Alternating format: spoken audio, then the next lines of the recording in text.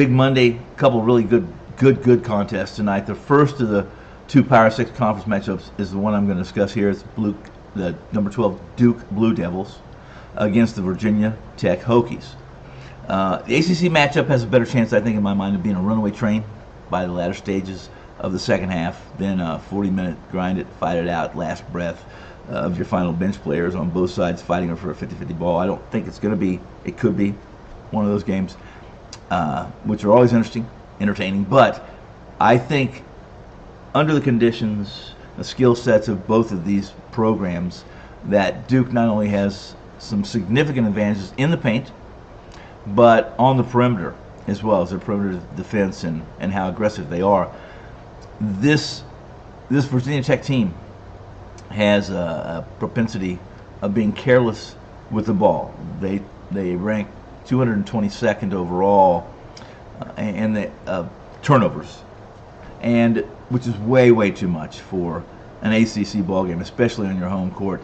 And that average has held serve at home in Blacksburg at Cassell Coliseum. So what you're going to see is, and it was talked about. I stopped doing what I was doing this morning for about an hour. Watched some interviews, some pressers from coaches, and interviews of players. And Duke was one of them, because I was going to talk about this particular event tonight.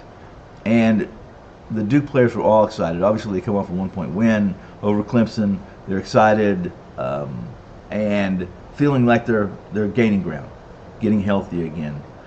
Especially as, let's put it this way, if one thing you want to watch is not only Filipowski, Flip, and his presence in the paint tonight. His performance in the Clemson game was abysmal, to be honest with you, at this point in time of the season. To only have 4 rebounds, and not that he didn't do his part offensively, but the 4 rebounds is concerning. It's really concerning. And Jeremy Roach didn't look 100% because he wasn't 100%. He hasn't practiced in almost a week, and so he was a little rusty. I expect him to be much better tonight as well. Before we go further and I give you the conclusion of this video and how I feel about the results of this Duke and VT matchup, if you're interested in content similar to what you're watching and listening to now, you have a desire for exclusive access to behind-the-scenes footage, insider information, breaking sports news, bonus content, maybe autographs from your favorite player, your coach, cheerleader. Yes? I can promise you this, that I can't promise any of those things, but I can promise you that you can't possibly get those things, especially the insider information, other videos, breaking sports news, if you don't subscribe now. So hit the subscribe button, and then if you like what you heard today and any of the videos you watch, hit the like button too. And before I move on, one last important, the views and the opinions expressed in this program are not necessarily those of the Wager Talk Company. They are the views of me, Tony Finn. This Duke team hasn't won in Blacksburg since 2019.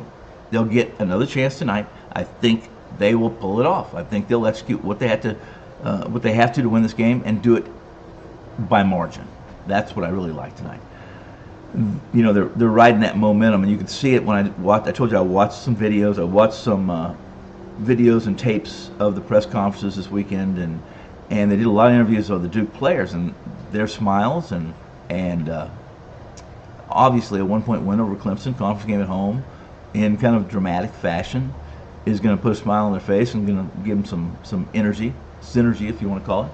But the Hokies don't have a defense really capable of containing this Blue Devils offense for 40 minutes, not inside the paint and not on the perimeter. They turn the ball over far too much, and they're in the bottom third, 33% of D1 ball, which is 362 programs. And to be ranked 225th and turnover rate isn't going to cut it in ACC ball. It's not going to get you very far. It's certainly not going to get you in the big dance. Not in the big dance where you're going to advance very far. Listen, the Blue Devils ride this momentum that I saw in the interviews. VT gives up 60% success rate to their opponents at the rim, in the paint. Duke's going to work this ball inside to flip. They take 42% of the shots, Duke does, inside the paint regardless.